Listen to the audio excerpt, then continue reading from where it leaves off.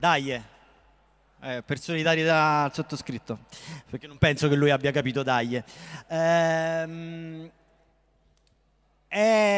davvero un appuntamento che tutti noi oggi abbiamo con la storia, perché il prossimo ospite del Wired Next Fest è probabilmente uno degli ospiti, anzi secondo me l'ospite più importante che abbiamo avuto in questi 6 anni di festival. Lui è Vint Cerf, noi qua l'abbiamo chiamato papà di internet, in realtà lui a cavallo, negli anni 70, tra il 1973 e il 1978, lui è un informatico insieme a un altro informatico, Bob Kahn, inventò e progettò il protocollo su cui oggi si basa internet, quindi sostanzialmente si inventò la rete per come oggi noi la conosciamo.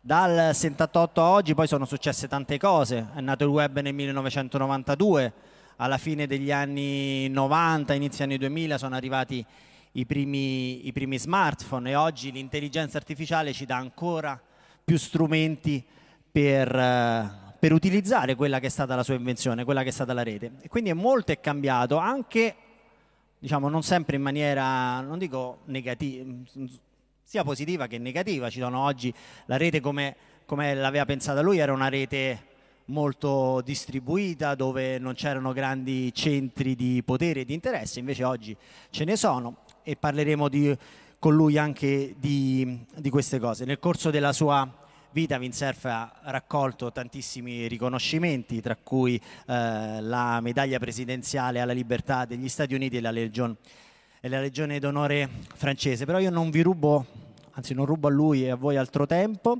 So it's a pleasure and an honor for us and for Wired Italia introduce on the Wired Next Fest stage Mr. Vint Cerf.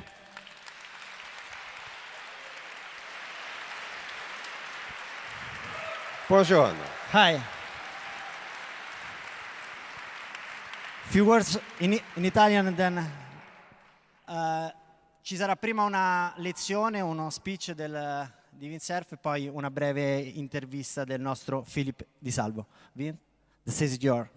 So, buongiorno. I'm sorry I have to follow in English rather than Italian.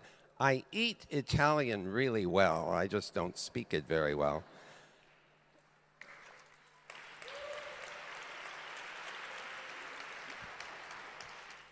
And I see many T-shirts that say Salvatore Ferragamo. I'm not wearing the T-shirt, but I have his shoes here.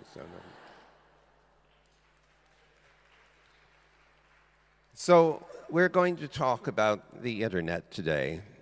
It was developed over 40 years ago, but it isn't finished yet, and that's today's topic. So let me take you back almost 50 years ago.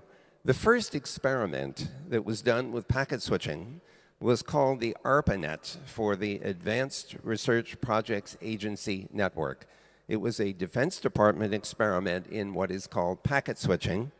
You can think of this as little electronic postcards that are switched through a computer system about 100 million times faster than the post office.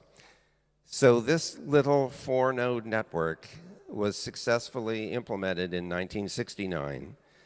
We then began working on a multiple network design of several different kinds of packet switch networks, mobile radio, packet satellite, and the ARPANET wireline network, in order to see if we could build a system that could handle an arbitrarily large number of different kinds of packet switch nets.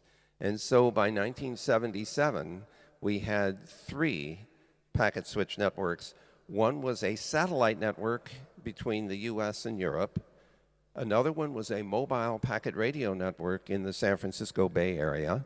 And the third one was the ARPANET, which extended from the US all the way to Europe. So that's that very funny shaped horseshoe thing that you see in the picture.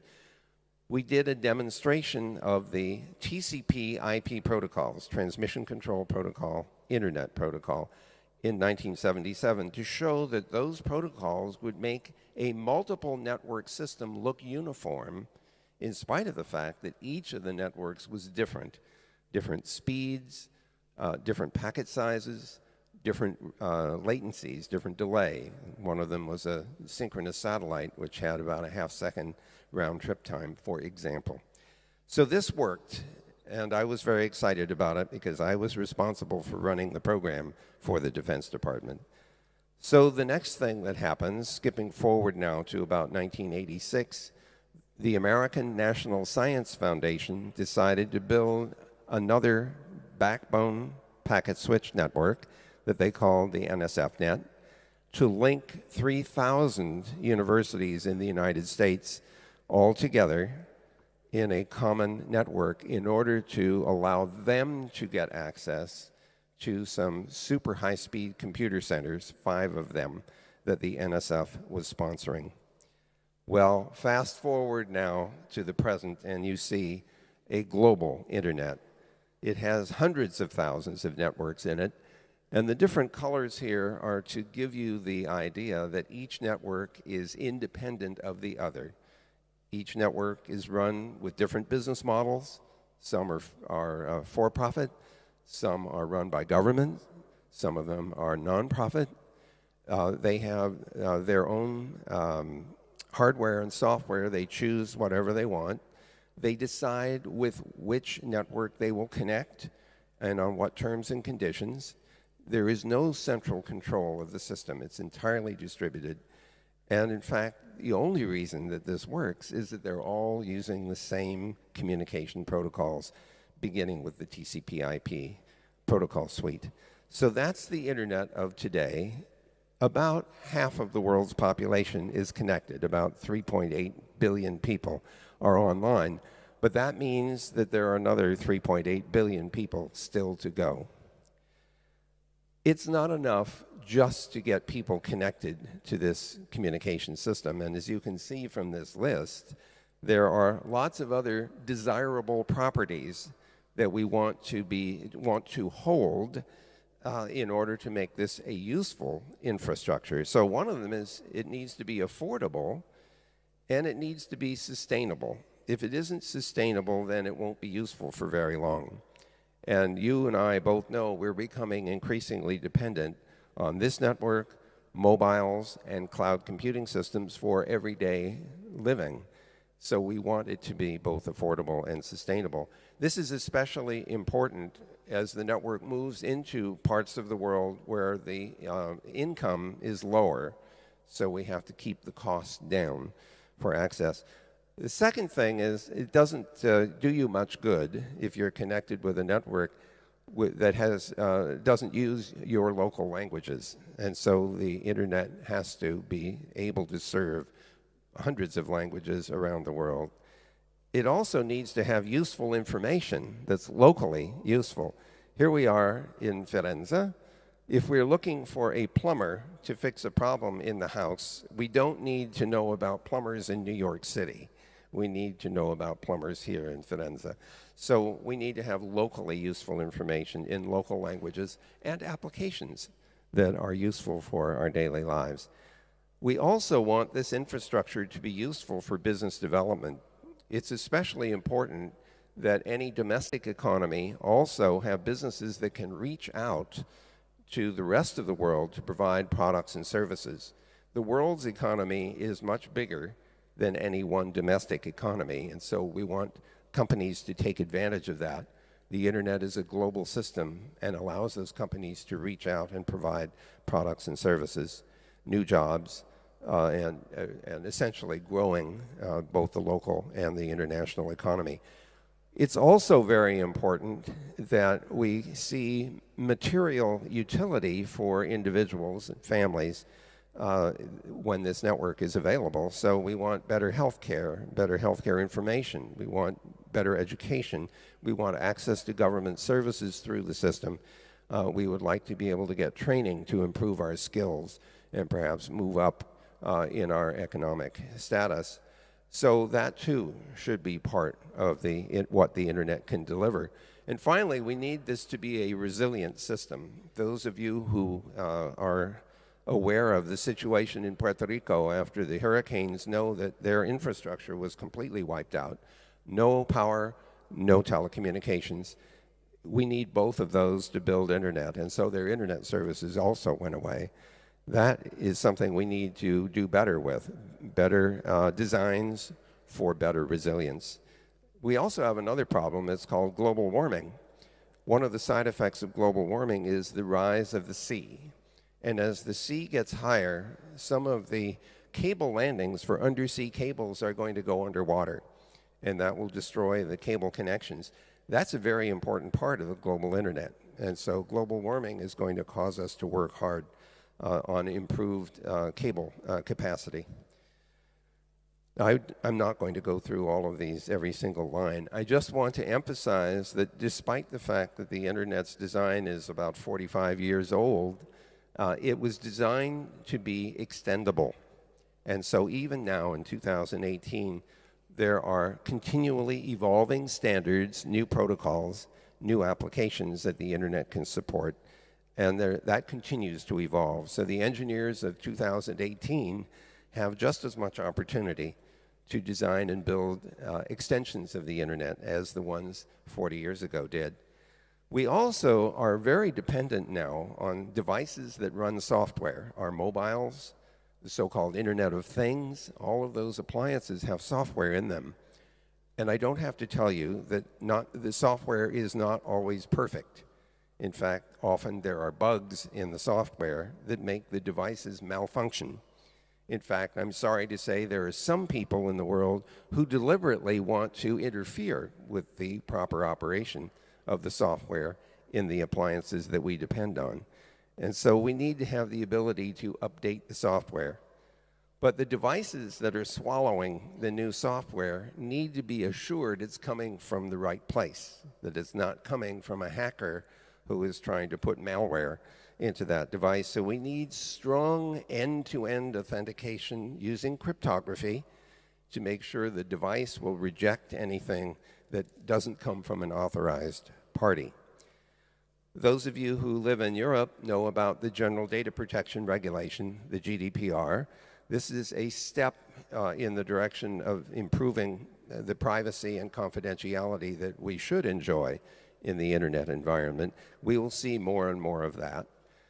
In case some of you don't know, when we first designed the internet, we didn't know how big it was going to get. And so we guessed at how many things might be on the net. And we made an address space of 4.3 billion terminations. This is 1973. In 1973, there were 3.9 billion people on the planet. So that was more terminations than there were people. We thought that ought to be enough. Well, here it is, 2018. We know we need more than 4.3 billion terminations on the net. So we have a new address structure called Internet Protocol version 6. It has 128 bits of address space. That's 340 trillion addresses. That should be enough to last until after I'm dead. Then it's somebody else's problem. We will need those addresses because there will be billions of new devices on the network. I'm going to, there's some question and answer at the end of this talk, and so I won't go into too much detail on the long-term digital preservation, just to remind you of something.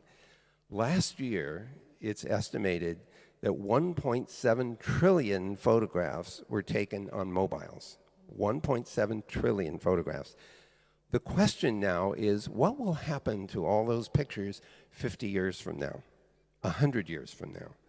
It isn't clear that the digital media that we store bits on will last that long. Here we are in a building that has books in it that are 500 years old or more. But there's no electronics that have lasted that long. And so we have a big problem making sure that our digital content is preserved for the same long periods as other media. I think I'm just going to pick up one more point here so we don't run out of time. And that has to do with broadband communication. Every one of us wants more capacity. We want the network to run faster. We want it to be available without wires. We're also happy if we get optical fiber connections and give us billions of bits per second of capacity. That trend is going to continue. We will see increased speeds on the net to 10 gigabits a second, 100 gigabits a second, a trillion bits a second over the rest of this decade. So let's go to the next part of unfinished business. I've already mentioned the Internet of Things, and we know we have to accommodate all the addresses. But you also are reading in the news about artificial intelligence and machine learning. These are technologies which in the last 10 years have really transformed computer science. We have what are called multiple layer neural networks, hundreds of layers deep, that are capable of learning, for example, how to distinguish many, many different kinds of objects. So if it's images, for example, of animals, dogs, cats, giraffes, kangaroos, these systems can be trained to do the classification. We use that same technology in order to help a self-driving car recognize what's in the vicinity of the car. Pedestrians, people on bicycles, trucks, cars, buildings, trees, traffic signals. All of those things have to be recognized by the software in order to allow a self-driving car to navigate. And so we're using machine learning especially to achieve that objective. But I need to tell you that it doesn't always work. And so one of the big problems with machine learning is that sometimes after the system has been trained, it will still make mistakes. Now, a classic example of this is a machine learning system that's been trained to distinguish different kinds of pictures of different animals. If you just change a few bits of the picture of a dog, it still looks like a dog to a human being, but the machine learning program thinks it's a kangaroo. And, you know, we look at it and say, how could it possibly be a kangaroo? I don't have time to go into the details of all this, but it has a lot to do with the technical way in which machine learning networks learn their imagery. So we should be very thoughtful about our reliance on these things. Another really serious problem that all of you are seeing now is that human beings deliberately put misinformation and disinformation into the networks, especially in the social media. I'm sorry to say that that's just the human nature. There are some people who don't have your best interests at heart, and as a result, they deliberately put misinformation up on the network to try to fool you into clicking on something or maybe persuade you that something which is false is actually true. This is not a technical problem. This is a policy problem. This is a behavioral problem. And we are going to have to do something to deal with that. We need to think more critically about what we see and hear in this online environment in order to learn how to reject things that are in fact not true. If you're using social media, for example, YouTube or Twitter or Facebook, you've noticed, I hope, that the metric of success in those media have a numeric component to it. In the case of YouTube, it's how many views you got. In the case of Twitter, it's how many followers you have. In the case of Facebook, it's how many likes you got. If people are looking for that kind of feedback, I want more views, I want more likes, people tend to put more and more extreme content into these media in order to get the numbers to go up. And that's why you see this growing extremism in the online media. We need to be conscious of that. We need to figure out how to cope with it. There's another problem that has to do with harms that occur on the network. Someone can be in one country and attack someone in another country by sending malware, by trying to get this person to click on a website to go somewhere where they shouldn't go, or maybe download some malware. So the problem here is we have an international problem. The victim could be in one jurisdiction and the perpetrator in another. We're going to have international agreements to track down people that are harming others using this medium. By the way, this is not new. People have been able to commit fraud through the postal system, on the telephone system, and maybe even way back in the 19th century with the telegraph system. So this is not a new problem, but we need to adapt our rules in order to cope with it.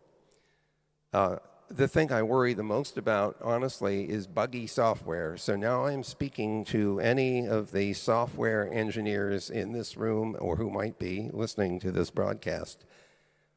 I used to make a living writing software, so I'm included in that group. I'm feeling an increasing amount of responsibility and pressure to make sure that the software that I write or my engineers write is free of mistakes. Well, in the 70 or 80 years or so that computers have been around, we've never figured out how to avoid making mistakes in the software. And in fact, almost all programmers have a little dent in their forehead from where they slapped themselves saying, that was a stupid mistake, how could I do that? So we need to design and programming environments that will reduce the frequency of mistakes, but we also have to make sure that when we find a mistake, we can fix the software, even if the device that's running it has been installed somewhere in our home, in our car, or in our mobile, for example. And finally, this last point about ethics simply underscores the important point that we have an ethical responsibility to the users of these systems to try to make them work reliably and safely, securely, and to preserve privacy and confidentiality. This is a very important part of that story. And finally, just to give you a kind of a quick takeaway from this little talk, some of you can have in your mind this idea of how the packet switching system works. Remember, I mentioned electronic postcards. If you know how postcards work, then you know how the internet works, because the postcards, the internet packets are just like postcards. So think about this. A postcard has no idea how it's being carried. Could be on a bicycle, could be on a car, could be on an airplane. The postcard doesn't know, and it doesn't care. The internet packets don't care either. They could go on a satellite link or an optical fiber or a radio channel. The second interesting thing is that postcards don't know what you wrote on them. This is also true of internet packets. They don't know what they're carrying. All they know is it's a little bag of bits that they're supposed to deliver from the beginning to the end of the journey, but they don't know what the bits mean. This is actually really important because it means when you invent a new application on the internet doesn't have to change to know anything about the application. All it knows is that there are bits going back and forth. It's the interpretation of the bits at the edges of the net that actually make the applications work, which is why, after 35 years of operation, the internet hasn't changed very much in terms of its basic design, but there have been hundreds of thousands of new applications. The internet doesn't care what the applications are. That turns out to have been a really smart move on the designer's part to make sure the internet is future-proof for new applications. It also explains why it is that we want to be neutral with regard to the way the internet functions. It doesn't know what the applications are, and it doesn't care. It should be absolutely neutral about carrying the packets back and forth. People should be free to create new applications. Security is not as strong as we would like it to be in the net. Fortunately, there are new technologies available to make it more secure, to improve privacy, to improve confidentiality. And so that, indeed, is going to be applicable. We can retrofit better security into the network, better software in your mobiles, your laptops, your tablets, and the like. Now, there are also some issues here about businesses and the way they behave in the online environment. We need to give them incentives, business incentives, for improving safety and security on the internet. We need to give ourselves better incentive to behave better on the network. So I'll give you one example from the United States. There were many years when cars did not have seat belts. And we would show pictures of what happens to people if they're not wearing a seatbelt and they have an accident. Sometimes the body goes through the windshield, for example. Well, it wasn't enough to show all those pictures. Eventually, we had to say to the automobile makers, you're not going to sell another car in this country if it doesn't have a seatbelt. And then we said to the drivers, if we catch you driving without your seatbelt, there will be consequences. We might take your license away. So we had to create legal incentives, regulatory incentives for good behavior. We may have to do similar things in the online environment. Did I just lose my slides? Is there a reason for that? I guess that means I'm supposed to shut up now. There we are. Well, the last point I wanted to make is that the future hasn't been written yet. That's your job and the job of the designers of the evolving internet. Mille grazie.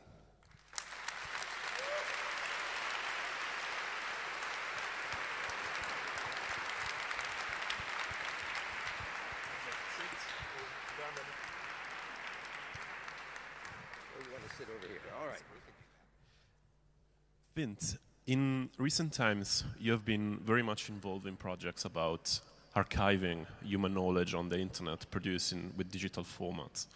Why is this issue so important to you? And do we have the tools and the infrastructures to really preserve what we are creating on the internet nowadays? So I wish I could simply say yes, but I can't because we don't have all the tools we need. We need to have the ability to copy our bits from one medium to another. We have to have the ability to correctly interpret the bits. I mean, think for a minute about a spreadsheet or a document that you might have created. There was a piece of software that helped you make that document or create that spreadsheet. Without the software, it doesn't mean anything. The bits are there, but they're just useless. So not only do we have to save the bits and move them from one medium to another, we have to save the software. Maybe we even have to save the operating system that the application ran on. Maybe we even have to keep a record of the hardware that ran the operating system that runs the application that interprets the bits of our digital files, our digital objects. We don't have a current regular practice of saving all of those things, and there are some intellectual property issues that arise that might interfere with that. So if a company offers an application package for spreadsheets, for example, and it goes out of business, what will happen to all of your spreadsheets if the software isn't available anymore or doesn't run on the new operating system? You can think up a number of different examples where the software stops working for you, which means you're now denied access to the files that you've created. I'm not thinking 5 years or 10 years. I'm thinking 100 years, 500 years. We know we have objects today that were created over 1,000 years ago. They're written on vellum. Lots of sheep died in order to preserve that information.